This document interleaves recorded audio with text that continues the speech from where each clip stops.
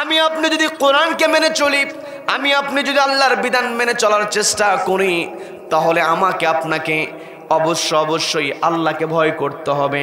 যেমনটা আল্লাহকে ভয় করেছেন ওমর রাদিয়াল্লাহু তাআলা আনহু। আমি বলতে নিয়েছিলাম ওমর রাদিয়াল্লাহু তাআলা আনহু তিনি যখন মাঠের মধ্যে দিয়ে যাচ্ছিলেন, লক্ষ্য করে দেখলেন একটা উট অপেক্ষাকৃত মোটা তাজা। আমি তো তার সঙ্গে কথা বলে আমার প্রজাদেরকে তথ্যটা দিতে পারি। ছোট্ট একটা ঘটনা আছে, বলবো নাকি? বলবো তো যে আমাদের ভলেন্টিয়ার ভাইরা গিয়েছে, এই যে সুন্দর আয়োজন করেছেন, এই আয়োজনের একটা খরচ আছে না নাই? আছে না নাই? এই যে সুন্দর একটা আয়োজন, এই যে আল্লাহ রাব্বুল আলামিন আমাদের জন্য বরকতের দরজা খুলে দিয়েছেন, ওয়াতানহাউনা আনিল মুনকার, এই স্বৈরাচার যখন অন্যায় করেছে, সমস্ত মানুষ যখন অন্যায়ের প্রতিবাদ করেছে, রব্বুল আলামিন আমাদের জন্য উন্মুক্ত ময়দান তৈরি করে দিয়েছেন। কথা বলেন ঠিক কিনা? তার মানে এই পৃথিবীতে আমরা এসেছি, আমার আপনার দায়িত্ব হলো লা তা'মুরুন্না বিল মা'রুফ। নবীজি বললেন অবশ্যই তোমরা সৎ কাজের আদেশ দেবে। আল্লাহ বললেন তা'মুরুনা বিল মা'রুফ, সৎ কাজের আদেশ তোমরা দেবে। নবীজি বললেন ওয়ালা তানহাবুন্না আনিল মুনকার, অসৎ কাজে তোমরা অবশ্যই বাধা প্রদান করবে। একই অর্ডার, আল্লাহ বললেন তানহাউনা আনিল মুনকার, অসৎ কাজে তোমরা বাধা প্রদান করবে। তার মানে এই পৃথিবীতে আমার আপনার দায়িত্ব হলো, খেলাফতের দায়িত্ব যদি আমি আপনি পালন করতে চাই, তুজাহিদুনা ফি সাবিলিল্লাহ, আল্লাহর রাস্তায় যদি সংগ্রাম করতে চাই, তাহলে আমাকে আপনাকে অবশ্যই সৎ কাজের আদেশ দিতে হবে, অসৎ কাজে বাধা প্রদান করতে হবে। কি কথা বলেন? এই যে আমাদের ভাইরা গিয়েছেন, এটাও তো একটা সৎ কাজের আদেশ, মানুষকে উত্তম কথা শোনানোর একটা যে ব্যবস্থা, এই ব্যবস্থা প্রত্যেক বছরের সফলতার সাথে হোক, এটা আমরা চাই কি চাই না? তার মানে প্রত্যেক বছর যুব সমাজ এই সুন্দর আয়োজন করবে, যুবকেরা যদি এগিয়ে যায়।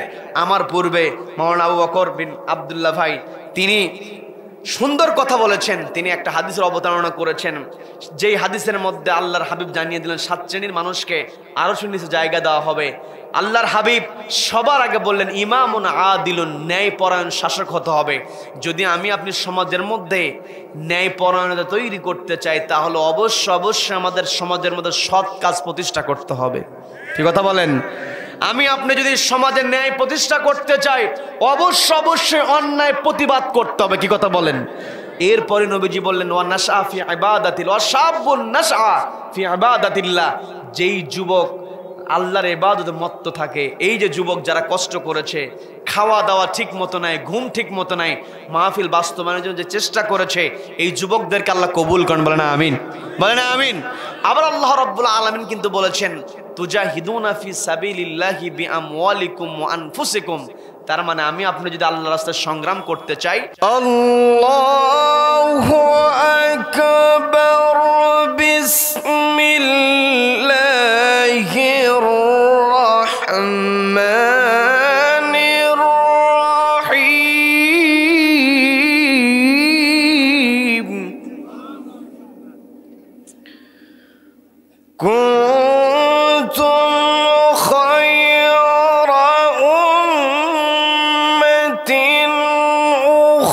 رجت للناس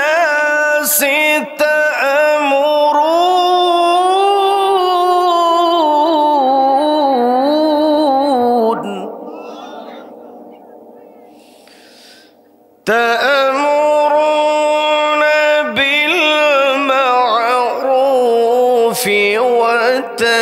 وتنهون عن المنكر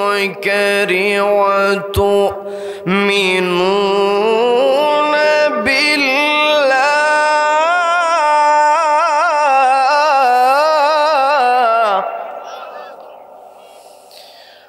الله أكبر. بسم الله الرحمن الرحيم. إن الله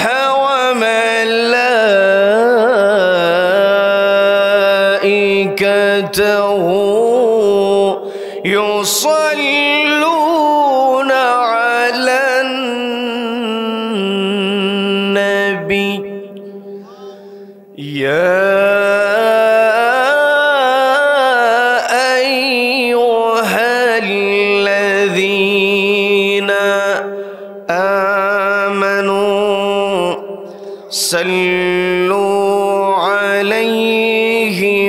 وسلموا تسليما اللهم صل على محمد وعلى آل محمد كما صليت على إبراهيم وعلى آل إبراهيم إنك حميد مجيد সবাই পড়ুন اللهم بارك على محمد وعلى آل محمد كما باركت على إبراهيم وعلى آل إبراهيم إنك حميد مجيد আমি কোরআনের সুর মাঝে শুনেছি যে নাম আজানের সুর মাঝেও শুনেছি ও নাম আমি কোরআনের সুর মাঝে শুনেছি যে নাম আজানের সুর মাঝেও শুনেছি ও নাম শুনেছি আমি আমার হৃদয় হে রাসূল নবীজি তোমায় হে রাসূল ভুলিনি তোমায় আমরা কি রাসূলকে ভুলেছি রাসূলকে ভোলা যাবে বাংলাদেশের অন্যতম প্রসিদ্ধ জেলা ইসলামী জনপদ সীমান্তবর্তী জেলা দিনাজপুর জেলার চিরিরবন্দর উপজেলার দক্ষিণ পলাশবাড়ি ধনু উল্লাহ শাহপাড়া জামে মসজিদের উন্নতিকল্প আয়োজিত দিনের বেলা অনুষ্ঠিত এক বিরাট তাফসীরুল কোরআন মাহফিলের আজকের এই রহমতপূর্ণ বরকতপূর্ণ দ্বীনি মজলিসের সম্মানিত সুযোগ্য অনারেবল প্রেসিডেন্ট সভাপতিত্ব করছেন শ্রদ্ধাভাজন আলেমে দ্বীন মেড়াইডাঙ্গা ঈদগাহ জামাতের সম্মানিত সুযোগ্য ইমাম আলহাজ মোহাম্মদ শামসুল হক সাহেব সহ সভাপতিত্ব করছেন শ্রদ্ধাভাজন ব্যক্তিত্ব জনাব আব্দুল বাকি মাস্টার সাহেব আজকের মাহফিলের সম্মানিত প্রধান অতিথি ৮ নং সাইতাড়া ইউপি ইউনিয়ন পরিষদের সম্মানিত সাবেক চেয়ারম্যান জনাব মোহাম্মদ মোকাররম হোসেন শাহ সাহেব বিশেষ অতিথি বিশিষ্ট ব্যবসায়ী ইসলাম দরদি ব্যক্তিত্ব জনাব মোহাম্মদ মুস্তাফিজুর রহমান ফিজার সাহেব সহ আমন্ত্রিত অতিথিবৃন্দ আমার পূর্বে গুরুত্বপূর্ণ আলোচনা রেখেছেন বিশিষ্ট ইসলামী চিন্তাবিদ আলেমে দ্বীন উদীয়মান তরুণ আলোচক হযরত মাওলানা কারি আবু বকর বিন আব্দুল্লাহ সাহেব সহ আমন্ত্রিত উলামায়ে কেরাম রয়েছেন সম্মানিত ব্যক্তিবর্গ গণ্যমান্য ব্যক্তি মহোদয় বিশেষ করে আমার সামনে বসে আছেন অত্র এলাকার পার্শ্ববর্তী এলাকা হতে আগত কোরআন প্রেমিক নবী প্রেমিক তাওহীদি জনতা পর্দার অন্তরাল থেকে শুনছেন আমার অত্যন্ত শ্রদ্ধেয় মা এবং বোনেরা আলোচনার সূচনায় আমি আপনাদেরকে অভিনন্দন জানাচ্ছি মোবারকবাদ জ্ঞাপন করছি রব্বুল আলামিনের শেখানো ভাষায় বলছি আসসালামু আলাইকুম ওয়া রাহমাতুল্লাহি ওয়া বারাকাতুহু সম্মানিত দ্বীনি ভাইয়েরা, আলোচনায় প্রবেশের পূর্বে আমি জানতে চাচ্ছি আপনারা সকলে কেমন আছেন? রব্বুল আলামিন আমাকেও ভালো রেখেছেন, বলি আলহামদুলিল্লাহ।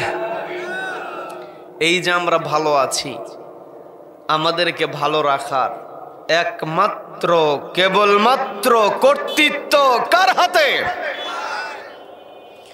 যে রব্বুল আলামিন আমাকে আপনাকে ভালো রেখে, সুস্থ রেখে, দিনের ব্যস্ততাকে একপাশে রেখে কোরআনের আকর্ষণে যে মহান মুনিব আমাদেরকে এই কোরআনের ময়দানে আসার, বসার এবং কোরআনুল কারীম থেকে কিছু কথা বলা এবং শোনার মতো তৌফিক দান করলেন, সেই মহান মুনিবের দরবারে শুকরিয়া আদায় করে আমরা সকলে এক জায়গায় বলে উঠছি আলহামদুলিল্লাহ। আবারও বলছি আলহামদুলিল্লাহ। আল্লাহু আকবার। লা ইলাহা ইল্লাল্লাহু। আল্লাহু আকবার। ওয়ালিল্লাহিল হামদ। ওয়ালিল্লাহিল হামদ। আমরা কৃতজ্ঞতা আদায় করলাম কার? জীবনের প্রত্যেকটা ক্ষেত্রে একজনের প্রশংসা হবে, তিনি কে? আমাকে আপনাকে সৃষ্টি করেছেন কে? Allah is the creator of all creations. যত সৃষ্টি আছে সব সৃষ্টি আল্লাহ করেছেন, কাজেই এই পৃথিবীতে কেবলমাত্র আল্লাহর প্রশংসা হবে। আল্লাহ ব্যতীত অন্য কেউ প্রশংসিত হতে পারে? None can be praised, only Allah will be praised. সবাই চিৎকার দেবেন আল্লাহু আকবার, আল্লাহু আকবার। এই যে আমরা আল্লাহু আকবার স্লোগান দিলাম, এই আল্লাহু আকবার স্লোগানের সঙ্গে আমার আপনার সম্পর্ক আছে না নাই? সম্মানিত দ্বীনি ভাইয়েরা, এই আল্লাহু আকবার স্লোগানের সঙ্গে আমার আপনার সম্পর্কটা কেমন একটু বোঝার চেষ্টা করবেন। এই পৃথিবীতে আমার আপনার যেই দিন আগমন হয়েছে, অর্থাৎ যেই দিন একজন শিশু তার মায়ের পেট থেকে ভূমিষ্ঠ হয়ে যায়, সে পরিবারে একজন নতুন অতিথি হিসেবে আগমন করে। কি কথা বলেন? শুধুমাত্র একটা পরিবারে সে নতুন অতিথি হয় না, গোটা দুনিয়াতে সে নতুন অতিথি হিসেবে আগমন করে। কোথাও কোনো অতিথির আগমন ঘটলে অতিথিকে কিন্তু স্বাগত জানাতে হয়। কি কথা বলেন? অতিথিকে যদি আপনি ওয়েলকাম না করেন, আপনি যদি অভ্যর্থনা না জানান, তাহলে অতিথি মন খারাপ করে। এই যে পৃথিবীতে নবজাতক আগমন করেছে নতুন অতিথি হিসাবে, নতুন অতিথিকে কেমন করে স্বাগত জানাতে হবে শিক্ষাটা দিয়েছেন কে? নতুন অতিথি নবজাতককে স্বাগত জানাতে হয় ডান কানে আযান দিয়ে, বাম কানে ইকামত দিয়ে। কি কথা বলেন? এই আযান এবং ইকামতে আল্লাহু আকবার স্লোগান আছে না নাই? আবার আমি আপনি যেই দিন এই পৃথিবী ছেড়ে চলে যাব, এই পৃথিবীতে তো আমরা কেউ থাকতে আসি নাই। যেই সৃষ্টির মধ্যে আল্লাহ প্রাণের সঞ্চারণ ঘটিয়েছেন, সেই প্রাণটাকে অবশ্যই মৃত্যুর স্বাদ নিতে হবে। কি কথা বলেন? এই পৃথিবীতে বিভিন্ন চিন্তা চেতনার মানুষ থাকে, বিভিন্ন বিশ্বাসের মানুষ থাকে। এমন মানুষ আছে কোরআনকে বিশ্বাস করে না, আল্লাহকে মানতে চায় না। যেই ব্যক্তি কোরআনকে বিশ্বাস করে না, আল্লাহকে মানে না, সে তো দুর্ভাগা। দুর্ভাগা, তার চাইতে বড় দুর্ভাগা আর কেউ হতে পারে না। কথা বলেন ঠিক কিনা? আল্লাহকে বিশ্বাস করলো না, কোরআনকে বিশ্বাস করলো না, সেও কিন্তু মরণকে বিশ্বাস করে। কি কথা বলেন? মরণ আমাকে আপনাকে অবশ্যই স্পর্শ করবে, মরণের স্বাদ অবশ্যই আমাকে আপনাকে নিতে হবে। যেই দিন আমি আপনি দুনিয়া থেকে বিদায় হয়ে যাব, আমার আপনার প্রাণ পাখিটা যখন উড়ে যাবে, অর্থাৎ যখন কোনো মানুষের দেহ থেকে প্রাণটা উড়ে যায়, পৃথিবীর কোনো মানুষ তাকে আর পৃথিবীর বুকে রাখতে চায় না। যত দ্রুত সম্ভব মাটি চাপা দেওয়ার আঞ্জাম চলে আসে। এই যে মাটি চাপা যখন দেওয়া হবে, কবরস্থ যখন করা হবে, দুনিয়া থেকে যখন ওই লাশটাকে বিদায় দেওয়া হবে, ওই কবরে নামানোর পূর্বে লাশটাকে সামনে রেখে জীবিত মানুষেরা একটা দোয়ার নামাজ আদায় করে। সেই নামাজের নাম কি বলেন? সবাইকে বলতে হবে নামাজের নাম কি? এই জানাজার নামাজের মধ্যে আল্লাহু আকবার স্লোগান আছে না নাই? তার মানে এই পৃথিবীতে যেই দিন আমি আপনি আগমন করলাম, আবার যেই দিন পৃথিবী ছেড়ে চলে গেলাম, সেই দিন আমাকে আপনাকে ওই আল্লাহু আকবার স্লোগানকে অবশ্যই শুনতে হবে। কি কথা বলেন? তার মানে আমার জন্ম, আমার মৃত্যু, আমার শুরু শেষ সব জায়গাতে আল্লাহু আকবার স্লোগান। তার মানে এই পৃথিবীতে যতদিন আমি আপনি বেঁচে থাকবো ততদিন আমার আপনার স্লোগান হবে আল্লাহু আকবার স্লোগান। কথা বলেন? কি কথা বলেন? এই পৃথিবীতে যারা আল্লাহু আকবার স্লোগানকে থামাতে যাবে, আল্লাহু আকবার স্লোগানকে যারা বন্ধ করতে চাইবে, তারা ইতিহাসের রাস্তা করে নিক্ষিপ্ত হবে। কি কথা বলেন? আল্লাহু আকবার স্লোগান আল্লাহর বরত্বের ঘোষণা। শুধুমাত্র মানুষ হিসেবে যে আমি আপনি আল্লাহর কৃতজ্ঞতা আদায় করি, আল্লাহর প্রশংসা করি তা কিন্তু নয়। পৃথিবীতে যত সৃষ্টি আছে প্রত্যেকটা সৃষ্টি সব সময় কৃতজ্ঞতা জ্ঞাপন করছে কার নামে?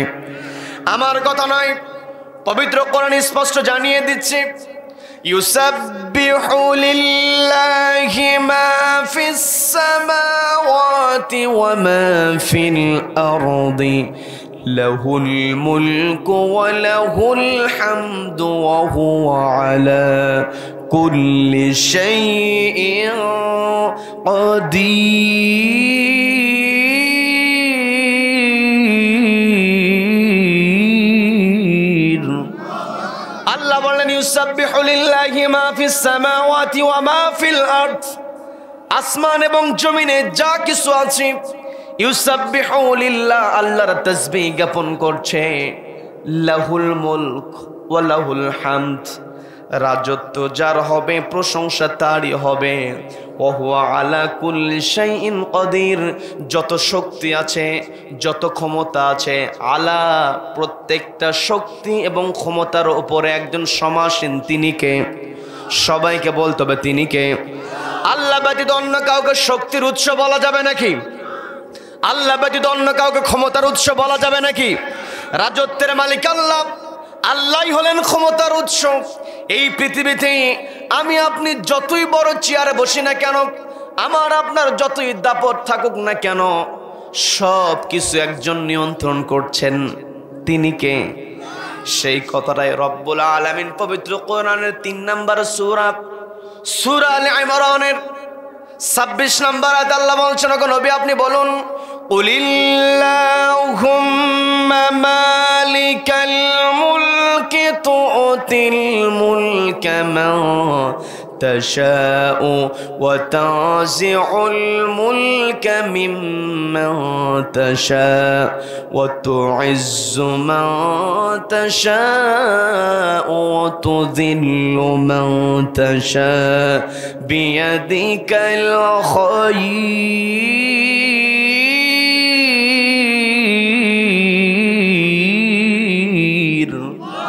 আল্লাহ বলেন, ওগো নবী আপনি বলুন, আল্লাহুম্মা মালিকাল মুলক, ওগো আল্লাহ আপনি হলেন রাজত্বের মালিক। তুতিল মুলকা মা তাশা, আপনি যাকে ইচ্ছা রাজত্ব দিতে পারেন, আপনি যাকে ইচ্ছা ক্ষমতা দিতে পারেন। ওয়া তানজিউল মুলকা মিম্মান তাশা, এবং যার কাছ থেকে ইচ্ছা আপনি ক্ষমতাকে কেড়ে নিতে পারেন। এতে কোনো সন্দেহ আছে নাকি? আল্লাহ বলেন ওয়া তানজিউল মুলক, তানজিউন আরবির এই বাক্য, এই ক্রিয়াটা এসেছে নাজউন শব্দ থেকে। নাজউন শব্দের আরেকটা ব্যবহার রব্বুল আলামিন কোরআনের মধ্যে তুলে ধরে বলছেন, ওয়ান নাজিআতি গরকা, শপথ ওই সমস্ত ফেরেশতাদের যারা জোর করে দেহের মধ্য থেকে রূহটা বের করে নেয়। মালাকুল মাউত যখন কোন মানুষের দেহ থেকে রূহটা বের করে নেয়, মালাকুল মাউতের নেতৃত্বে অন্যান্য ফেরেশতারা যখন দেহের মধ্য থেকে রূহটা বের করতে নেয়, কোন দেহ চায় না তার দেহের মধ্য থেকে রূহটা বের হোক, চায় নাকি? কেউ কিন্তু চায় না। তার মানে জোর করে নেওয়া।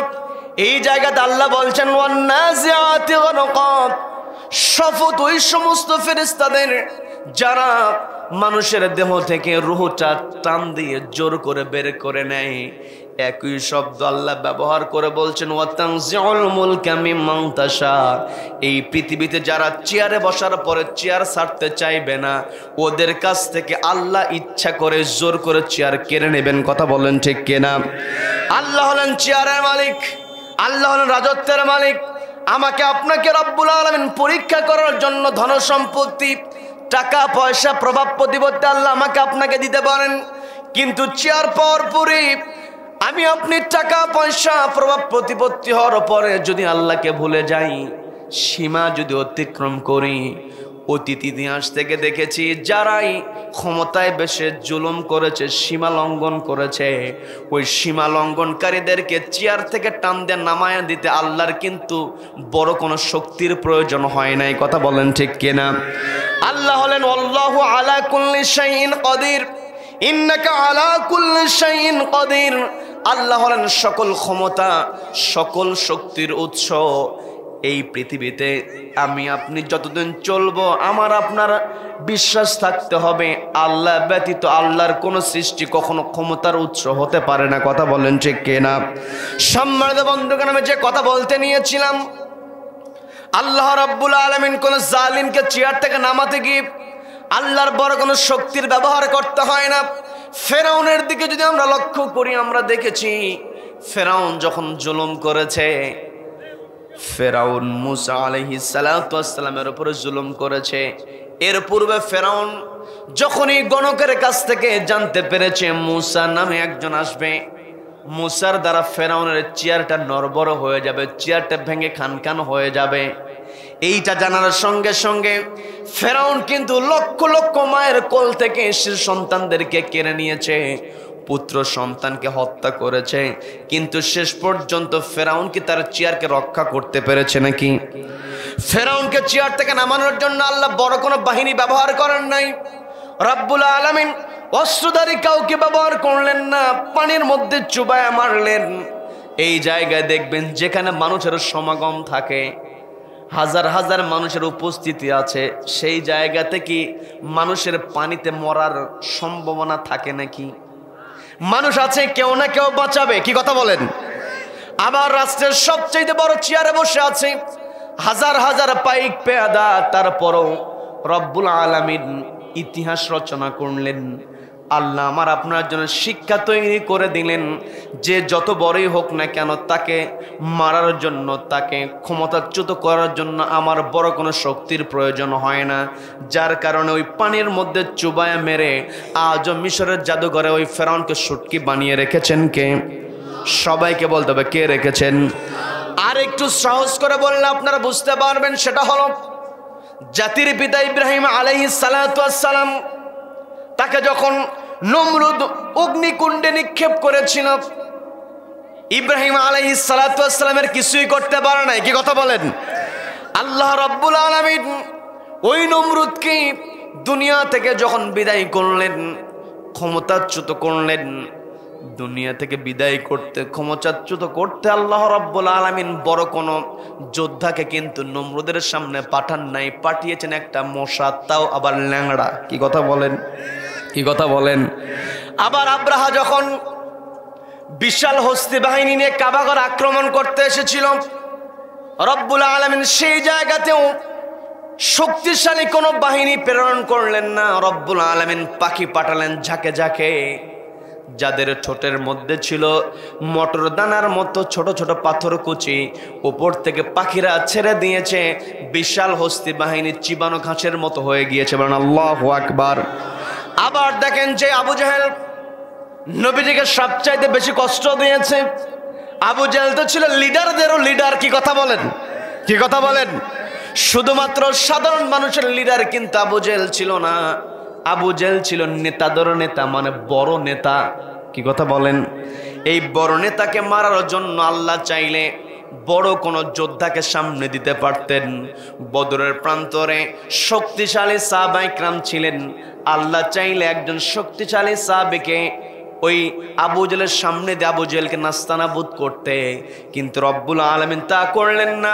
রব্বুল আলামিন তার ক্ষমতা বোঝানোর জন্য একেবারে শিশু সন্তান একেবারে ছোট্ট বালক, বালক এখনো কিশোরে রূপান্তরিত হয় নাই, যৌবনে রূপান্তরিত হয় নাই, যৌবনে পদার্পণ করে নাই। ছোট্ট ছোট্ট মুআজকে দিয়া ওই ক্ষমতাধর আবু জেহেলকে আল্লাহ নাস্তানাবুদ করেছেন। কথা বলেন ঠিক কিনা?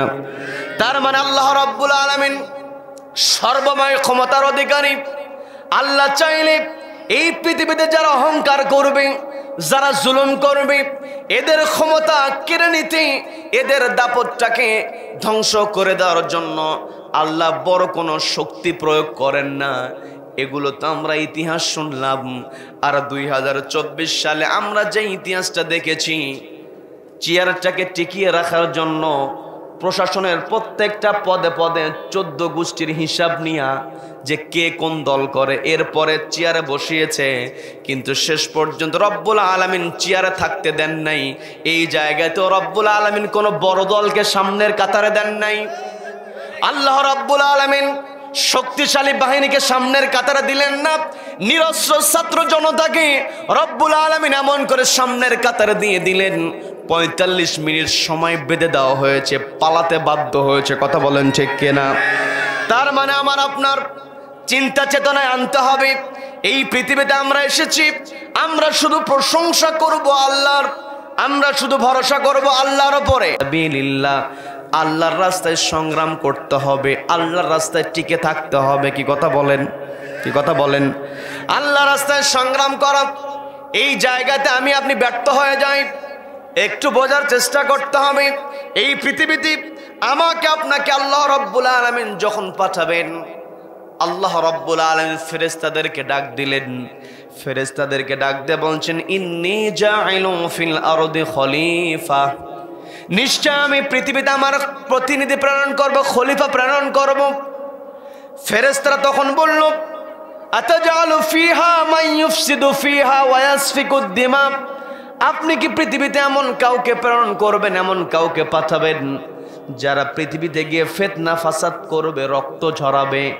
আল্লাহ বললেন, ইন্নী আ'লামু মা লা তা'লামুন, আমি যা জানি তোমরা তা জানো না। বলেন আল্লাহু আকবার, বলেন আল্লাহু আকবার। ফেরেশতারা নিজেরা বলেছিল, আনাহনু নুসাব্বিহু বিহামদিকা ওয়া নুকদ্দিসু লাক, ওগো আল্লাহ, আমরা তো আপনার কৃতজ্ঞতা আদায় করি, আমরা তো আপনার ইবাদত করি, কাজেই নতুন করে মানুষ তৈরি করার কি দরকার? আল্লাহ আমাদের পক্ষে সাপোর্ট দিয়ে আমাকে আপনাকে পৃথিবীতে প্রেরণ করেছেন। বলেন না সুবহানাল্লাহ, বলেন সুবহানাল্লাহ। এই পৃথিবীতে যা কিছু আছে বোঝার চেষ্টা করবেন, এই পৃথিবীতে যা কিছু আছে সব কিছু মানুষের জন্য। বলেন আল্লাহু আকবার। এই পৃথিবীতে যা কিছু আছে সব কিছু মানুষের জন্য, এটা আমি বানিয়ে বলছি না। পবিত্র কোরআনের 2 নম্বর সূরা, সূরা বাকারার 29 নম্বর আয়াত আল্লাহ বললেন, হুয়াল্লাযী খালাকালাকুম মা ফিল আরদি জামিআ, আল্লাহ বললেন হুয়াল্লাযী, তিনি হলেন সেই মহান সত্তা, খালাকালাকুম, তোমাদের জন্য তৈরি করেছেন, মাহফিল আরদ, জমিনে যা আছে। এখানে আলেম ওলামা আছেন, তারা সহজেই বুঝবেন। আল্লাহ কিন্তু এখানে বলতে পারতেন মাহফিল আরদ, যা কিছু আছে। এখানে এই কথা বলে আল্লাহ থেমে যেতে পারতেন, কিন্তু আল্লাহ তা না থেমে বললেন মাহফিল আরদি জামিআ, জমিনে যা কিছু আছে তার সব কিছু জামিআ আল্লাহ আমাদের জন্য তৈরি করেছেন। বলেন না সুবহানাল্লাহ, বলেন সুবহানাল্লাহ। এই যে জমিনের সব কিছু আল্লাহ আমার আপনার জন্য তৈরি করেছেন, আমার আপনার দায়িত্ব হলো খেলাফতের দায়িত্ব পালন করতে হবে। খেলাফতের দায়িত্বটাই হলো তুজাহিদুনা ফি সাবিলিল্লাহ, আল্লাহর জমিনে আল্লাহর বিধানটাকে প্রতিষ্ঠা করার সংগ্রাম করা। কি কথা বলেন? কি কথা বলেন? এই তুজাহিদুনের ব্যাখ্যায় যদি আমরা পবিত্র কোরআনের আরেকটা সূরার কাছে চলে যাই, আমি আমার আলোচনার সূচনায় পবিত্র কোরআনের 3 নম্বর সূরা, সূরা আল ইমরানের 110 নম্বর আয়াতের শুরুর দিকের অংশ তেলাওয়াত করেছি, যেই জায়গাতে রব্বুল আলামিন আমাকে আপনাকে ডাক দিয়ে বলছেন, কুনতুম খায়রা উম্মাতিন উখরিজাত লিন-নাসি تأمرون بالمعروف وتنهون عن المنكر وتؤمنون بالله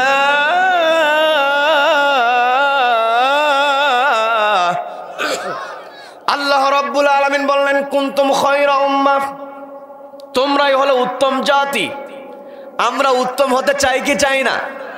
সবাইকে বলতে হবে চাই কি চাই না? আমি আপনি যদি উত্তম হতে চাই, আল্লাহ বললেন উখরিজাত লিন্নাস, তোমাদেরকে বের করা হয়েছে মানুষের জন্য, মানুষের জন্য কাজ করতে হবে, তবে আমি আপনি উত্তম হতে পারবো। বলে দিয়েছেন কে? আল্লাহ বললেন মানুষের জন্য তোমরা কাজ করবে। এক নাম্বার কাজ হলো তা'মুরুনা বিল মা'রুফ, সৎ কাজের আদেশ দেবে, ওয়া তানহাউনা আনিল মুনকার, অসৎ কাজে বাধা প্রদান করবে। তার মানে এই পৃথিবীতে আমি আপনি যদি তুজাহিদুনা ফি সাবিলিল্লাহ, আল্লাহর রাস্তায় সংগ্রাম করতে চাই, আমার আপনার এক নাম্বারের কর্মসূচি হবে সৎ কাজের আদেশ দিতে হবে। কি কথা বলেন? কি কথা বলেন? শুধু সৎ কাজের আদেশ দিলে হবে না, অসৎ কাজে বাধা প্রদান করতে হবে। যেখানে জুলুম হবে জুলুমের বিরুদ্ধে কথা বলতে হবে। কি কথা বলেন? আমি আপনি যদি অন্যায়ের প্রতিবাদ করতে না পারি, নবীজি কথাটা আরো শক্ত করে বললেন লা তা'মুরুন্না বিল মা'রুফ, অবশ্যই তোমাদেরকে সৎ কাজের আদেশ দিতে হবে। এখানে যারা আলেম ওলামা আছেন তারা বুঝতে পারবেন, নবীজি লামে তাকিদ নুনে তাকিদ, লামও ব্যবহার করেছেন, নুনে তাকিদ ব্যবহার করেছেন। আপনাদেরকে বোঝানোর জন্য আরেকটা বিষয়টা আমি বলি, সেটা হলো লামে তাকিদ নুনে তাকিদ ব্যবহার করা হয় আবশ্যকতা বোঝানোর জন্য। ইংরেজিতে কোনো বিষয় যদি মাস্ট শব্দ ব্যবহার করা হয়, মাস্ট অবশ্যই তোমাকে করতে হবে, বাধ্যতামূলক বোঝানো হয়। আরবিতে কোনো কিছুর বাধ্যতা বোঝানোর জন্য, আবশ্যকতা বোঝানোর জন্য লাম ব্যবহার করা হয়, নুনের উপরে তাসদিদ দেওয়া হয়। নবীজি এই জায়গাতে দুইটাই ব্যবহার করলেন, লামে তাকিদ নুনে তাকিদ দুইটা ব্যবহার করে বলছেন লা তা'মুরুন্না বিল মা'রুফ, অবশ্যই তোমাদের সৎ কাজের আদেশ দিতে হবে, ওয়ালা তানহাউন্না আনিল মুনকার, অবশ্যই তোমাদেরকে অসৎ কাজে বাধা প্রদান করতে হবে। যদি আমি আপনি অসৎ কাজে বাধা প্রদান না করি, আল্লাহ কিন্তু আমাকে আপনাকে কখনো রহমত বরকত দেবেন না। কথা বলেন ঠিক কিনা? কারণ আমি আপনি যদি আল্লাহর বরকত পেতে চাই, একমাত্র ভয় করতে হবে আল্লাহকে। কি কথা বলেন? আর যেই ব্যক্তি আল্লাহকে ভয় করে সেই কেবল অন্যায় বাধা দিতে পারে। কি কথা বলেন? আল্লাহর ভয় যার অন্তরে আছে, দুনিয়ার অন্যায় দেখলে সে নিজেকে কন্ট্রোল করতে পারে না। প্রত্যেক জুমার দিনে ইমাম সাহেব খুতবা যখন পাঠ করেন, তিনি একটা হাদিসের অংশ পাঠ করে হযরত ওমরকে স্মরণ করেন, সেটা হলো ওয়াশাদ্দুহুম ফি আমরিল্লাহি ওমর। ইমাম সাহেব খুতবার মধ্যে বলে কি বলে না? সবাইকে বলতে বলে কি বলে না? ওয়াশাদ্দুহুম ফি আমরিল্লাহি ওমর। ওমর রাদিয়াল্লাহু তাআলা ছিলেন আল্লাহর বিধান বাস্তবায়নের ক্ষেত্রে সবচাইতে বড় কঠোর। হযরত ওমর রাদিয়াল্লাহু তাআলা কখনো অন্যায়কে প্রশ্রয় দিতেন না। কি কথা বলেন? কি কথা বলেন? ওমর রাদিয়াল্লাহু তাআলা তিনি সব সময় ছিলেন অন্যায়ের বিরুদ্ধে প্রতিবাদী। তিনি যখন চেয়ারে বসেছেন, এই চেয়ারে বসার পরে এই চেয়ারে বসে সবচাইতে বড় ন্যায় পরায়ণতা প্রতিষ্ঠা করেছেন। কি কথা বলেন? তিনি অন্যায়কে কখনো প্রশ্রয় দেন নাই। নিজের ছেলের ক্ষেত্রে হলেও তিনি সেই ছেলেকেও শাস্তি দিয়েছেন। কি কথা বলেন? আমি আবু শাহাবা তার ঘটনার দিকে যাব না, আমি আপনাদেরকে বোঝানোর চেষ্টা করছি। আজকে আমি আপনি নিজেকে আল্লাহর সর্বশ্রেষ্ঠ সৃষ্টির দাবি করি, আমি আপনি নিজেকে আল্লাহর প্রতিনিধি দাবি করি, কিন্তু আল্লাহর প্রতিনিধি হিসাবে কোন কাজগুলো করা দরকার এগুলো কিন্তু আমি আপনি করি না। কি কথা বলেন? কি কথা বলেন? সম্মানিত ভাইরা, হযরত ওমর রাদিয়াল্লাহু তাআলা তিনি যখন তার খেলাফতের চেয়ারে বসেছেন, একদিন তিনি মাঠের মধ্য দিয়ে যাচ্ছিলেন। মাঠের মধ্য দিয়ে যখন তিনি যাচ্ছিলেন, তিনি লক্ষ্য করে দেখলেন মাঠের মধ্যে অনেকগুলো উট। আমরা তো গ্রামের মানুষ, আপনারা দেখেছেন মাঠের মধ্যে অনেক সময় অনেকগুলো গরু ছাগল এগুলো ছেড়ে দেওয়া হয় ঘাস খাওয়ার জন্য। কি কথা বলেন? কি কথা বলেন? বিরক্ত হচ্ছেন নাকি আমার কথায়? চলবে চলবে ইনশা। মাঠের মধ্যে হযরত ওমর রাদিয়াল্লাহু তাআলা তিনি লক্ষ্য করলেন মাঠের মধ্যে অনেকগুলো উটের মধ্যে তিনি লক্ষ্য করে দেখলেন একটা উট অস্বাভাবিকভাবে একটা উটকে মোটা তাজা দেখা যায়। সবগুলো উটের চাইতে সেই উটটা অনেক মোটা সোটা। যখন হৃষ্টপুষ্ট দেহ দেখলেন তিনি চিন্তা করলেন এই উটের মালিকটাকে, এই উটের মালিকের সঙ্গে আমার একটু কথা বলা দরকার। কারণ উটের মালিকের কাছ থেকে উট পালনের পদ্ধতি জেনে যদি জনগণকে জানানো যায় তাহলে জনগণ আরো বেশি বেশি উট মোটা তাজা করতে পারবে। যারা চেয়ারে বসে, যারা ন্যায় পরায়ণ হয়, যারা আল্লাহকে ভয় করে, তারা চেয়ারে বসার পরে সবসময় জনগণকে নিয়ে চিন্তা করে। কথা বলেন ঠিক কিনা? আর যারা আল্লাহকে ভয় করে না ওদের চিন্তা কোথায় টেন্ডারবাজি করা যাবে, কোথায় চাঁদাবাজি করা যাবে। কি কথা বলেন? কি কথা বলেন?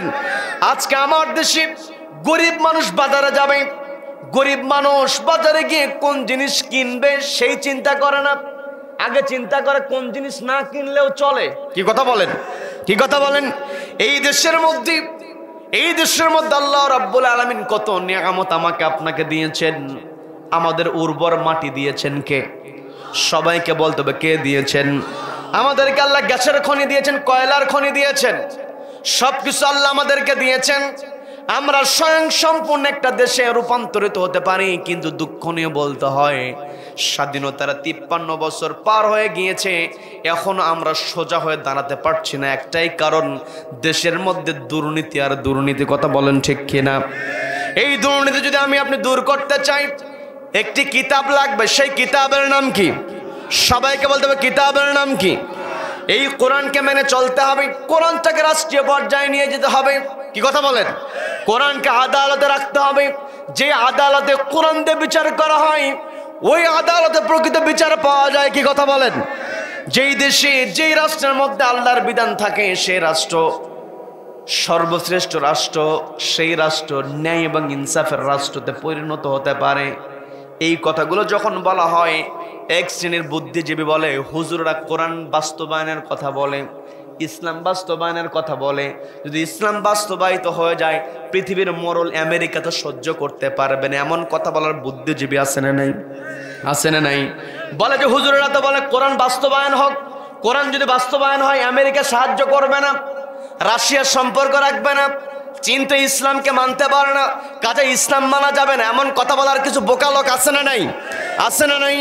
অথচ আল্লাহ বললেন ওয়ালাউ আন্না আহলাল কুরা আমানু ওয়াত্তাকাউ লাফাতাহনা আলাইহিম বারাকাতিম মিনাস সামাই ওয়াল আরদ। বলেন আল্লাহু আকবার।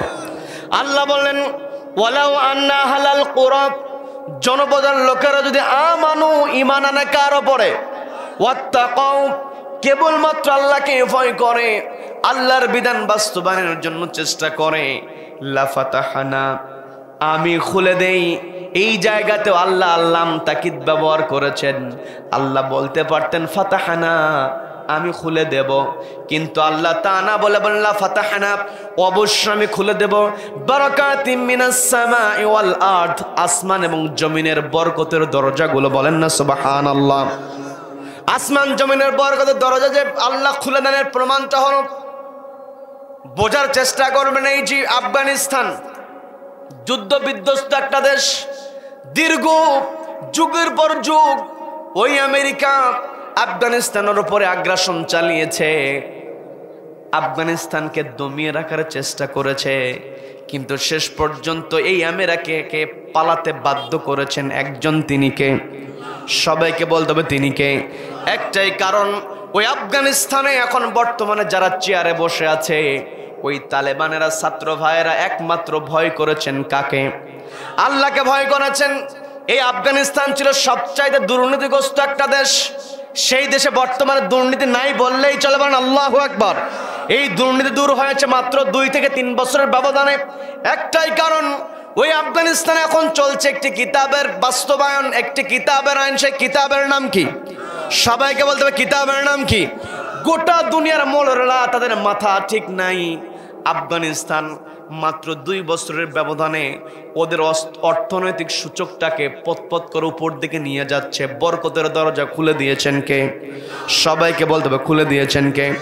ওই যে হামাসের যোদ্ধারা, তারা যুদ্ধ করে ইসরায়েলের বিরুদ্ধে। ইসরায়েলেরা আমেরিকা সহ গোটা দুনিয়া থেকে ওই ফিলিস্তিনের হামাস যোদ্ধাদেরকে পৃথক করে রেখে দিয়েছে, যোগাযোগ করতে দেয় না। প্রযুক্তি কেমন করে তারা উন্নত করলো, গোটা দুনিয়া থেকে তাদেরকে পৃথক করে রাখা হয়েছে, অথচ গোটা দুনিয়াতে প্রযুক্তির সবকিছু নিয়ন্ত্রণ করে ইসরায়েল। কি কথা বলেন? কি কথা বলেন? ওই ইসরায়েলে কিছুদিন পূর্বে যখন রকেট ফেললো, হামাসের যোদ্ধারা যারা বন্দী অবস্থায়, যারা অবরোধের মধ্যে আছে, ওই হামাস যোদ্ধারা যখন রকেটটা ফেলেছিল, ড্রোন যখন ফেলে দিয়েছিল, ওই যে ইসরায়েলের রাডার কিন্তু সেটাকে বুঝতেই পারে না। এই কথা বলেন ঠিক কিনা? তার মানে হামাসের যোদ্ধারা সবসময় ভরসা করে কার ওপরে? সবাইকে বলতে হবে কার ওপরে? এই হামাসের যোদ্ধাদেরকে বেকায়দায় ফেলানোর জন্য ওই আমেরিকা চেয়েছে, বিশেষ করে ইসরায়েল চেয়েছে, একটা বন্দী যদি এসে হামাসের যোদ্ধাদের বিরুদ্ধে কথা বলে তাহলে আক্রমণ চালাবে। যেমনটা নবীজিকে তৎকালীন সময়ের কাফেররা বন্দী অবস্থায় রেখে দিয়েছিল, খাবার বন্ধ করে দিয়েছিল। বর্তমানের জেলখানাগুলোতে খাবার দেওয়া যায়, সাক্ষাৎ করা যায়, চিকিৎসা, পূর্ণ চিকিৎসা না দিলেও কিছু ট্যাবলেট সেখানে পাঠানো যায়। কি কথা বলেন? কি কথা বলেন?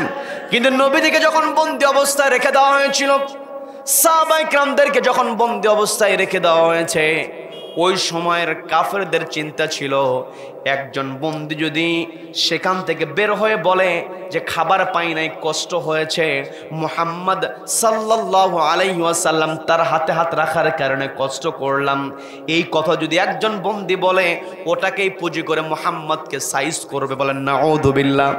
কিন্তু দীর্ঘ প্রায় 3টা বছর নবীজির সাহাবীরা বন্দী অবস্থায় ছিলেন। একজন সাহাবী সেখান থেকে বের হয়ে বলে না যে আমাদের কষ্ট হয়েছে। বলেন আল্লাহু আকবার। লাফাতাহনা আলাইহিম বারাকাতিম মিনাস সামা, আসমান এবং জমিনের বরকতের দরজা আল্লাহ খুলে দিয়েছেন। এই জন্য আমি বলছি, এই যে বর্তমান সময়ে যখন হামাস যোদ্ধাগণ যখন ওই ইসরায়েলের বন্দীদেরকে বন্দী অবস্থায় রেখে দিয়েছিল, ইসরায়েলেরা চেয়েছিল বন্দীরা যেন এসে হামাসের বিরুদ্ধে কথা বলে, অথচ একটা বন্দী বের হয় হামাসের বিরুদ্ধে কথা বলে না। বলেন আল্লাহু আকবার, বলেন আল্লাহু আকবার। তার মানে আমি আপনি যদি কোরআনকে মেনে চলি, আমি আপনি যদি আল্লাহর বিধান মেনে চলার চেষ্টা করি, তাহলে আমাকে আপনাকে অবশ্যই আল্লাহকে ভয় করতে হবে। যেমনটা আল্লাহকে ভয় করেছেন ওমর রাদিয়াল্লাহু তাআলা আনহু। আমি বলতে নিয়েছিলাম, ওমর রাদিয়াল্লাহু তাআলা আনহু তিনি যখন মাঠের মধ্যে দিয়ে যাচ্ছিলেন, লক্ষ্য করে দেখলেন একটা উট অপেক্ষাকৃত মোটা তাজা। আমি তো তার সঙ্গে কথা বলে আমার প্রজাদেরকে তথ্যটা দিতে পারি। ছোট্ট একটা ঘটনা আছে, বলবো নাকি? বলবো তো যে আমাদের ভলেন্টিয়ার ভাইরা গিয়েছে, এই যে সুন্দর আয়োজন করেছেন, এই আয়োজনের একটা খরচ আছে না নাই? আছে না নাই? এই যে সুন্দর একটা আয়োজন, এই যে আল্লাহ রাব্বুল আলামিন আমাদের জন্য বরকতের দরজা খুলে দিয়েছেন। ওয়াতানহাউনা আনিল মুনকার, এই স্বৈরাচার যখন অন্যায় করেছে, সমস্ত মানুষ যখন অন্যায়ের প্রতিবাদ করেছে, রব্বুল আলামিন আমাদের জন্য উন্মুক্ত ময়দান তৈরি করে দিয়েছেন। কথা বলেন ঠিক কিনা? তার মানে এই পৃথিবীতে আমরা এসেছি, আমার আপনার দায়িত্ব হলো লা তা'মুরুন্না বিল মা'রুফ। নবীজি বললেন অবশ্যই তোমরা সৎ কাজের আদেশ দেবে। আল্লাহ বললেন তা'মুরুনা বিল মা'রুফ, সৎ কাজের আদেশ তোমরা দেবে। নবীজি বললেন ওয়ালা তানহাবুন্না আনিল মুনকার, অসৎ কাজে তোমরা অবশ্যই বাধা প্রদান করবে।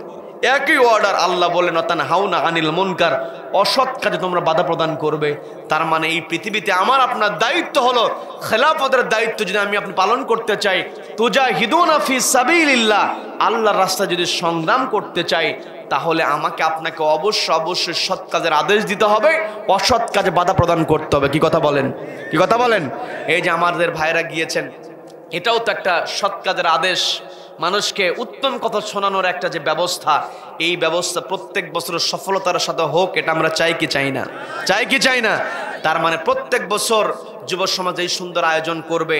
যুবকেরা যদি এগিয়ে যায়, আমার পূর্বে মাওলানা আবু বকর বিন আব্দুল্লাহ ভাই তিনি সুন্দর কথা বলেছেন। তিনি একটা হাদিসের অবতারণা করেছেন, যেই হাদিসের মধ্যে আল্লাহর হাবিব জানিয়ে দিলেন 7 শ্রেণীর মানুষকে আরশের নিচে জায়গা দেওয়া হবে। আল্লাহর হাবিব সবার আগে বললেন ইমামুন আদিলুন, ন্যায়পরায়ণ শাসক হতে হবে। যদি আমি আপনি সমাজের মধ্যে ন্যায়পরায়ণতা তৈরি করতে চাই, তাহলে অবশ্যই আমাদের সমাজের মধ্যে সৎ কাজ প্রতিষ্ঠা করতে হবে। কি কথা বলেন? আমি আপনি যদি সমাজে ন্যায় প্রতিষ্ঠা করতে চাই, অবশ্যই অন্যায় প্রতিবাদ করতে হবে। কি কথা বলেন? এরপরে নবীজি বললেন ওয়া নাশআ ফি ইবাদাতিল ওয়া শাবুন নাশআ ফি ইবাদাতিল্লাহ, যেই যুবক আল্লাহর ইবাদতে মত্ত থাকে, এই যে যুবক যারা কষ্ট করেছে, খাওয়া দাওয়া ঠিক মতো নাই, ঘুম ঠিক মতো নাই, মাহফিল বাস্তবায়নের জন্য যে চেষ্টা করেছে, এই যুবকদেরকে আল্লাহ কবুল করেন। বলে না আমিন, বলে না আমিন। আবার আল্লাহ রাব্বুল আলামিন কিন্তু বলেছেন তুজাহিদুনা ফি সাবিলিল্লাহি বিআমওয়ালিকুম ওয়া আনফুসিকুম, তার মানে আমি আপনি যদি আল্লাহর রাস্তায় সংগ্রাম করতে চাই, এই সংগ্রামটা হবে বিআমওয়ালিকুম ওয়া আনফুসিকুম। আমার আপনাদের সম্পদ দিয়েছেন কে? কে দিয়েছেন? এই সম্পদ আল্লাহ দিয়েছেন, আল্লাহর সন্তুষ্টির জন্য ব্যয় করতে হবে। এই জন্য আমি ভাইদেরকে বলবো, যারা এখানে এসেছেন, যুব সমাজ আয়োজন করেছে, এটাও তো আল্লাহর রাস্তায় সংগ্রাম করার একটা অন্যতম প্রক্রিয়া। কি কথা বলেন? কি কথা বলেন? মানুষকে কোরআন বোঝাতে হবে।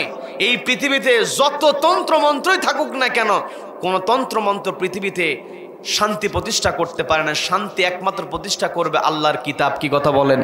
আমার দেশে দুর্নীতি দূর করার জন্য দুদক গঠন করা হয়েছে, আদালত, নতুন নতুন ট্রাইব্যুনাল তৈরি করা হয়, কিন্তু দিন দিন আমার দেশে চুরি বাড়ছে না কমছে? সবাই বলেন বাড়ছে না কমছে? বাড়ছে। চুরি তো বাড়বেই, কারণ চুরির বিচারটা আল্লাহর দেয়া বিধান দিয়ে করা হয় না। আমার দেশে জুতা চোর, কম্বল চোর, অথবা দোকান থেকে কিছু কাপড়, আচ্ছা, যদি জুতা চোর ধরা যদি পড়ে, আমরা কি করি? সবাই ধরে গণধোলাই দিয়ে দেই। কি কথা বলেন? দেই কি দেই না? জুতা চোর চুরি করেছে, হয়তো রুটির দোকান থেকে কিছু রুটি তৈরি করেছে, দোকান থেকে কিছু জিনিস চুরি করেছে, ধরা পড়েছে। জীবনে কেউ কাউকে আঘাত করে নাই, দেখবেন সেই মানুষটাও পর্যন্ত গিয়া চোরে একটা থাপ্পড় মেরে আসে। কি কথা বলেন? অথচ অথচ আমার আপনার সামনে কলমের খোঁচা দিয়া লক্ষ লক্ষ টাকা চুরি করে এমন চোর আসলে আমরা তাকে সালাম দেই। কি কথা বলেন? কলমের খোঁচা দিয়া যেই সমস্ত চোরেরা কলমের খোঁচা দিয়া লক্ষ লক্ষ টাকা আত্মসাৎ করছে, ওই সমস্ত চোরের একটা চোরের হাত যদি ওই বাইতুল মোকাররমের সামনে কিংবা হাইকোর্টের সামনে কেটে দেওয়া হতো, একটা চোরকে শাস্তি দিলে বাকি চোরেরা এমনিতে সোজা হয়ে যেত। কি কথা বলেন?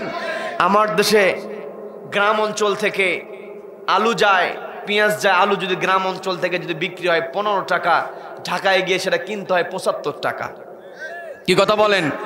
কারণ আপনার দিনাজপুর, আপনাদের এই চিরির বন্দর থেকে ট্রাক লোড করা হয়েছে, এই ট্রাক ঢাকায় পর্যন্ত পৌঁছতে পথে ঘাটে চাঁদাবাজি আছে না নাই? চাঁদাবাজি আছে না নাই? এই সমস্ত চাঁদাবাজদের কারণে কৃষক বিক্রি করে 15 টাকার আলু, আর সেখানে ক্রেতাকে কিনতে হয় 75 টাকায়। কি কথা বলেন? কি কথা বলেন? এই সমস্ত চাঁদাবাজদেরকে রক্ষা করতে, এই সমস্ত চাঁদাবাজদেরকে দুনিয়া থেকে তুলে দিতে হবে, দেশ থেকে তুলে দিতে হবে। যতই আমি আপনি চেষ্টা করি না কেন, আল্লাহর দেয়া বিধান ছাড়া, দুনিয়ার দেওয়া বিধান দিয়ে যদি চাঁদাবাজি দূর করতে চাই, ওই চাঁদাবাজ কখনো দূর হবে না, বরং ওই চাঁদাবাজ আরো শক্ত হবে, আসন গাড়বে। কি কথা বলেন? কি কথা বলেন? কিন্তু আল্লাহ যে বিধান দিলেন, সূরা মায়েদার মধ্যে আল্লাহ বলছেন, যারা পৃথিবীতে ফিতনা ফাসাদ তৈরি করবে, এই ফাসাদকারী কেটে দাও, একটা পা কেটে দাও। একটা চাঁদাবাজের হাত আর পা কেটে দিলে, একটা সন্ত্রাসকে প্রকৃত কোরআন দিয়ে বিচার করলে, বাকি সন্ত্রাসেরা, চাঁদাবাজেরা এমনিতেই ঠিক হয়ে যাবে। কথা বলেন ঠিক কিনা? এই কথাগুলো বললেই হুজুরদের কাছে, হুজুরদেরকে আর ওই চাঁদাবাজরা সহ্য করতে পারে না। কি কথা বলেন? কি কথা বলেন? এই সমস্ত কথা বললে হুজুরেরা খারাপ, যত কথাই বলো না কেন। ওই আবু জেহেলের আমার নবীজিকে খারাপ বলেছে, তোমরা আমাদেরকে খারাপ বলবে, যতদিন পর্যন্ত আমাদের জীবন আছে আমরা কোরআনের হক কথা বলে যাব। কোন টেন্ডার বা চাঁদাবাজকে আমরা ভয় পাই না। কথা বলেন ঠিক কিনা? আমরা একমাত্র ভয় পাই কাকে? কাকে ভয় পাই? আল্লাহ আমাদের সকলকে কবুল করেন, বলেন আমিন। সম্মানিত দিনী ভাইরা, আমাদের ইমতাজুল হক ওস্তাদজি, তিনি প্রভাষক বিন্নাকুড়ি দারুস সালাম আলিম মাদ্রাসার সম্মানিত শ্রদ্ধাভাজন লেকচারার, তিনি দিয়েছেন বাকিতে 1000 টাকা। বলেন মারহাবা, বলেন মারহাবা। আল্লাহ তার দানকে কবুল করেন, বলেন আমিন। মুসলিম উদ্দিন শাহ, নয়াবাজার শাড়ির দোকান, বাকি 500 টাকা, আল্লাহ তার দানকে কবুল করেন, বলেন আমিন। রশিদুল ইসলাম মাস্টার, সরকার পাড়া, 1000 টাকা, বলেন মারহাবা, বলেন মারহাবা। আচ্ছা, আরেকজন ভাই মোহাম্মদ আইজার রহমান, বাকিতে 500 টাকা, 1 মন আলু। রব্বুল আলামিন আইজার ভাইয়ের দানকে কবুল করে নিন, বলেন আমিন, বলেন আমিন। আরেকজন ভাই মোকাররম হোসেন, সাবেক চেয়ারম্যান, তিনি 10,000 টাকা। নারায়ে তাকবীর, নারায়ে তাকবীর। চেয়ারম্যান সাহেব মোকাররম হোসেন 10,000 টাকা, বলেন মারহাবা, মারহাবা। মোকাররম সাহেবের দানকে আল্লাহ কবুল করে নিন, বলেন আমিন। তার নাম মোকাররম, রব্বুল আলামিন তাকে সম্মানিত করে দিন, বলেন আমিন, বলেন আমিন। আচ্ছা, আরেকজন ভাই মুস্তাফিজুর রহমান ফিজার ভাই, তিনিও দিয়েছেন। নারায়ে তাকবীর, একটু জোরে বলেন নারায়ে তাকবীর। আজকের মাহফিলের বিশেষ অতিথি মুস্তাফিজুর রহমান ফিজার ভাই, 15,000 টাকা, বলেন মারহাবা, বলেন মারহাবা। দানকে আল্লাহ কবুল করেন, বলেন আমিন। সাইফুল ইসলাম ভাই, বিন্না করি, নগদে 1000 টাকা, দানকে আল্লাহ কবুল করেন, বলেন আমিন। আচ্ছা, বাবলুর রহমান ভাই, 1 বস্তা সিমেন্ট, আমার বাবলু ভাইয়ের দানকে আল্লাহ কবুল করেন, বলেন আমিন। আব্দুল হালিম শাহ, নগদ 600 টাকা, আব্দুল হালিম শাহ সাহেবের দানকে আল্লাহ কবুল করেন, বলেন আমিন। আব্দুল মালিক, আচ্ছা আব্দুল মালিক ভাই না আব্দুল সালেক, এটা কি? হ্যালো, নারায়ে তাকবীর। আল্লাহ আমাদের সকলকে কবুল করেন, বলেন আমিন, বলেন আমিন। আচ্ছা, আরেকজন ভাই আব্দুল হামিদ ভাই, 500 টাকা, আব্দুল হামিদ ভাই, ধনুউল্লাহ শাহপাড়া। আচ্ছা আচ্ছা আচ্ছা, সম্মানিত দিনী ভাইয়েরা, বোঝার চেষ্টা করেন। আমরা শুনতে নিয়েছিলাম হযরত ওমর রাদিয়াল্লাহু তাআলা আনহু তিনি মাঠের মধ্য দিয়ে যাচ্ছেন। বলবো নাকি মোনাজাত, বলবো নাকি শেষ? বলবো, শুনবেন। সম্মানিত দিনী ভাইয়েরা, যে কথা বলতে নিয়েছিলাম হযরত ওমর রাদিয়াল্লাহু তাআলা আনহু তিনি যখন মাঠের মধ্যে দিয়ে যাচ্ছেন, লক্ষ্য করে দেখলেন একটা উট অন্য উটের চাইতে মোটা দাদা দেখা যায়, একটা উট অন্য উটের চাইতে বেশি মোটা। তিনি চিন্তা করলেন এই মালিকের সঙ্গে আমার একটু সাক্ষাৎ করা দরকার। তিনি তার গোয়েন্দা সংস্থাকে দায়িত্ব দিলেন। আমি সংক্ষেপে বলছি, অনেক লম্বা ঘটনা, আপনাদেরকে বোঝানোর জন্য বলছি। ওমর রাদিয়াল্লাহু তাআলা আনহু তার অধীনস্থ গোয়েন্দা সংস্থাকে দায়িত্ব দিয়ে বলছেন, দেখো তো যে উটটাকে মোটা দাদা দেখলাম, এই উটের মালিককে তোমরা খুঁজে পাও নাকি? দায়িত্ব পাওয়ার পরে মালিকের সন্ধান নিয়ে যখন হযরত ওমরের সামনে হাজির হয়েছেন, হযরত ওমর রাদিয়াল্লাহু তাআলা আনহুর সামনে হাজিরের পর হযরত ওমর বলতেছেন, মালিককে খুঁজে পেয়েছো নাকি? বলে হ্যাঁ পেয়েছি। বলে কোথায়? বলে আপনার বাড়িতে। আমার বাড়িতে মানে আপনার সন্তানের উট। শোনার সঙ্গে সঙ্গে তিনি তার সন্তানকে ডাক দিলেন। সন্তানকে ডাক দিয়ে বলছেন, মাঠের মধ্যে লক্ষ্য করে দেখলাম তোমার উটটাকে মোটা দাদা দেখেছি। তুমি মনে হয় তোমার উটের ভালো যত্ন নাও, কেয়ার করো, যার কারণে মোটা তাজা হয়েছে। দেখবেন কোরবানির সময় বাজারে হাটের মধ্যে গরু বিক্রি করে, সারা বছর গরু পালন করে, ওই কোরবানির সময় গরু বিক্রি করে সারা বছরের আয় রোজগার ওই কোরবানির হাটের মধ্যে ইনকাম করে। এমন লোক আছে না নাই? আছে না নাই? গরু মোটা তাজা যখন আমি সেই দিকে যাব না। হযরত ওমর রাদিয়াল্লাহু তাআলা আনহু ছেলেকে বললেন, তুমি না হয় অতিরিক্ত যত্ন করো, কেমন করে তোমার উটটাকে মোটা তাজা করলে একটু জানাও। ছেলে জবাব দিয়ে বলছেন, আমি তো অতিরিক্ত কোনো সেবা করি না, আমি তো আমার উটটাকে প্রত্যেক দিনের ন্যায় মাঠের মধ্যে ছেড়ে দেই, অতিরিক্ত কেয়ার তো আমি করি না। হযরত ওমর রাদিয়াল্লাহু তাআলা আনহু তিনি যখন ছেলের কাছ থেকে জবাবটা পেলেন, ছেলের জবাব পেয়ে তিনি সন্তুষ্ট হলেন না, আবার চিন্তা করলেন আমার ছেলে তো আমার কাছে মিথ্যা কথা বলবে না। তার মানে সন্তান কোন কথা বলতে পারে, কোন কথা বলতে পারে না, কোন কাজ করতে পারে, কোন কাজ করতে পারে না, বাপ মা বোঝে কি বোঝে না? সবাইকে বলতে বোঝে কি বোঝে না? পর্দার মা বোনের কানটা একটু খাড়া করে শুনবেন, আপনার দৃষ্টি আকর্ষণ করে বলছি, আপনার বড় দায়িত্ব আছে, আপনাকে অবশ্যই দায়িত্বশীল ভূমিকায় থাকতে হবে। সন্তানকে এমন করে গড়ে তুলতে হবে সন্তান যেন কখনো মিথ্যা কথা না বলে। কি কথা বলেন? কি কথা বলেন? সন্তানকে দামি ইউনিভার্সিটিতে পড়ালেন, সন্তানকে আপনি ভালো রেজাল্ট করলেন, ভালো চাকরি নিয়ে দিলেন, কিন্তু সন্তানের অন্তরের ভিতরে যদি আল্লাহর ভয় না থাকে, ওই সন্তান নিজেও জাহান্নামে যাবে, আপনাকেও জাহান্নামে নিয়ে যাবে। কথা বলেন ঠিক কিনা? এই জন্য সন্তানের ব্যাপারে সতর্ক হতে হবে। সন্তানকে সবার আগে অন্তরের মধ্যে একজনের ভয়ের শিক্ষা দিতে হবে। তিনি কে? সবাইকে বলতে হবে তিনি কে। মা, আপনাকে দৃষ্টি আকর্ষণ করে বলছি, আপনার সমাজটাকে, আপনার সমাজ, আপনার পরিবার, আপনি যদি পরিবারটাকে ঠিক করতে পারেন, সমাজ ঠিক হয়ে যাবে। কি কথা বলেন? পরিবার দিয়ে তো সমাজ হয়। মা, আপনার পরিবারের প্রতি আপনাকে কেয়ার নিতে হবে, আপনাকে সতর্ক হতে হবে, সন্তানকে সত্যবাদিতার শিক্ষা দিতে হবে, সন্তানকে আমানতদারিতার শিক্ষা দিতে হবে। বন্ধুগণ, আমি যে কথাই ছিলাম, হয়তো ওমর রাদিয়াল্লাহু তাআলা ছেলের কাছ থেকে জবাবটা মনোপুত পেলেন না, কিন্তু ছেলেকে তিনি আর কোনো কথা বললেন না। এরপরে আরো সক্রিয় গোয়েন্দা যারা আছে, আরো অ্যাক্টিভ মোর ডিটেকটিভ যারা, তাদেরকে ডাক দিয়ে বলছেন, আমার ছেলে বলেছে অতিরিক্ত কোনো কেয়ার করে না, তারপরেও তো সহজে মোটা হওয়ার কথা না, খোঁজ নিয়ে দেখো তো। ঠিক আছে, আচ্ছা, উট তো কেয়ার ছাড়া মোটা হওয়ার কথা না, দেখো তো আসলে ঘটনাটা কি। গোয়েন্দা সংস্থাকে যখন দায়িত্ব দেওয়া হয়েছে, গোয়েন্দা সংস্থা তথ্য সংগ্রহ করে ওমরের সামনে দাঁড়ালেন। হযরত ওমর বললেন, কি তথ্য পেলে?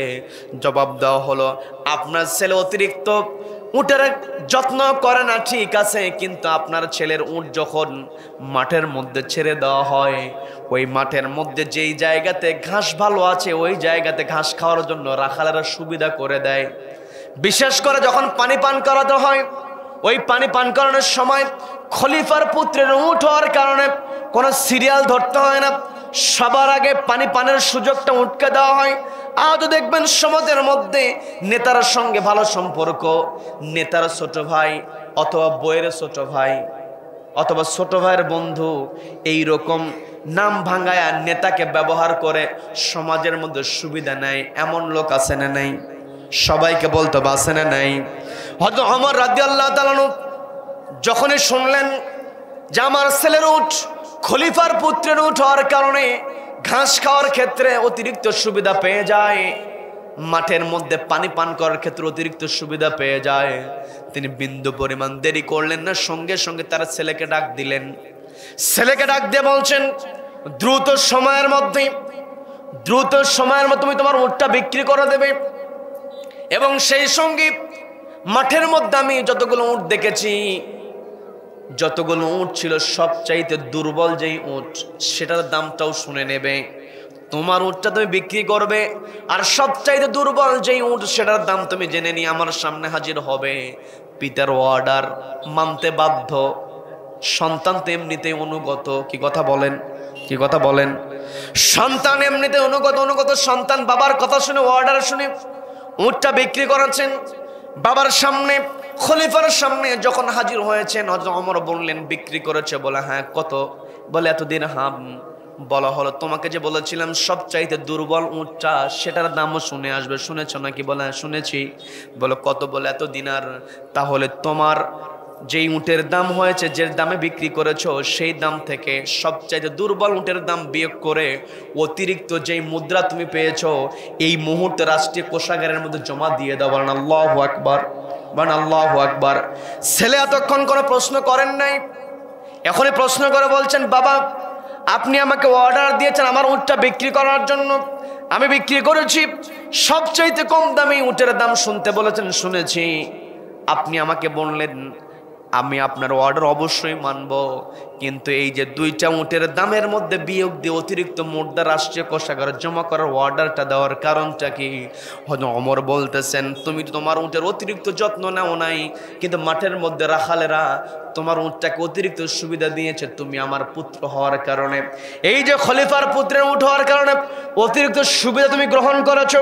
কাল কিয়ামতের কঠিন ময়দানে আল্লাহ যদি আমাকে প্রশ্ন করে, তোমার ছেলে হওয়ার কারণে অতিরিক্ত সুবিধা নিয়ে মোটা তাজা করেছে, এই যে অতিরিক্ত দিরহাম পেয়েছে, এটা কি নেওয়া ঠিক হয়েছে কিনা? কিয়ামতের ময়দানে আল্লাহ যদি আমাকে প্রশ্ন করে, আমি ওমর তো কোনো জবাব দিতে পারবো না। বলেন আল্লাহু আকবার, বলেন আল্লাহু আকবার। তার মানে হযরত ওমর রাদিয়াল্লাহু তাআলা তাদের জবাবদিহিতা কেমন ছিল। আর এখন আমার দেশে চেয়ারে বসার পূর্বে ওজন যদি হয় 60 কেজি, 3 মাসের মাথায় ওজন চলে যায় 80 কেজিতে। কি কথা বলেন? ক্ষমতায় যাওয়ার চেয়ারম্যান হওয়ার পূর্বে মানে মানুষের কাছ থেকে হাত পেতে পেতে নিয়েছে টাকা। মানুষের কাছে এত দেনা ছিল চেহারা দেখাতে পারতো না, লুকায় লুকায় চলতো। মানুষের কাছ থেকে ধার করে বিড়ি খাইছে, এমনও নেতা আছে না নাই? আছে না নাই? সেই নেতা এখন লক্ষ লক্ষ টাকার গাড়িতে চড়ে, এমন নেতা আছে না নাই? আছে না নাই? এগুলোর ব্যাপারে আমাদেরকে সতর্ক হতে হবে, কারণ এগুলোর ব্যাপারে সতর্ক হওয়া মানেই হচ্ছে তা'মুরুনা বিল মা'রুফ ওয়া তানহাউনা আনিল মুনকার, সৎ কাজের আদেশ দেওয়া, অসৎ কাজে বাধা প্রদান করা। কি কথা বলেন? কি কথা বলেন? এই পৃথিবীতে আল্লাহ রাব্বুল আলামিন আমাকে আপনাকে শ্রেষ্ঠ সৃষ্টি বানালেন।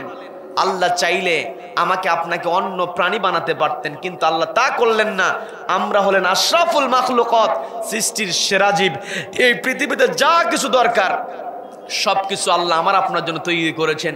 এত এত নিয়ামত আল্লাহ আমাকে দিয়েছেন। আল্লাহ বললেন, ওয়া ইন তাউদ্দু নি'মাতাল্লাহি লা তুহসুহা, ও আমার বান্দারা, আমি তোমাদেরকে এত নিয়ামত দিয়েছি, এই নিয়ামতের গণনা যদি তোমরা শুরু করো, লা তুহসুহা, তোমরা হিসাব মেলাতে পারবা না।